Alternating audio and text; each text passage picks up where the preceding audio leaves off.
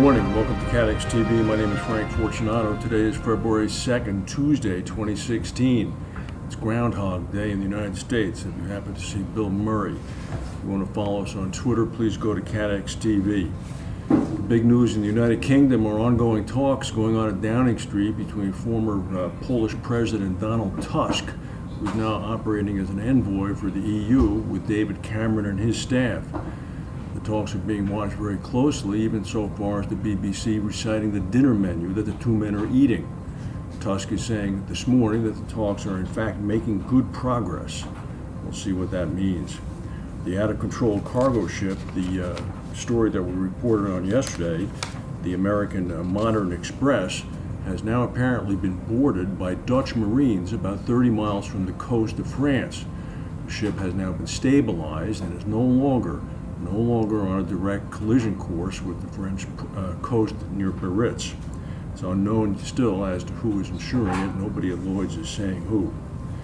The Chief Executive Officer of Validus Insurance, Ed Noonan, who's never been one to not speak his mind, has been quoted extensively today in Insurance Insider, criticizing the proliferation of follow-form facilities in the Lloyd's market and the London market. Noonan says that what it does is it cuts down on choice for the buyer, as well as, in fact, making the reinsurance market relegated to very large players. Noonan has a point. It's a quote that's been widely echoed by most people here in the London market. Usually we see taxi drivers around the world protesting against Uber by going on strike.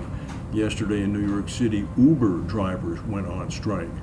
Uber had, in fact, unilaterally cut the prices and the fares that were able to be charged by New York City Uber drivers by 15%. This did not sit well with Uber drivers in New York, and they went on strike. So for one day at least, the medallion yellow cabs in New York did very well. There was a 6.6 earthquake about 300 miles off the north coast of the northern island of New Zealand this morning. No reports of any damage or injuries. Two aftershocks exceeding 4.5 on the Richter scale were also felt. Well, as of this morning, Donald Trump has a new title, loser. The Iowa caucus results are in. Ted Cruz won the Iowa caucus from the Republican side with 28% of the vote. Mr. Trump had 24%, followed right behind him by Marco Rubio from Florida with 23%.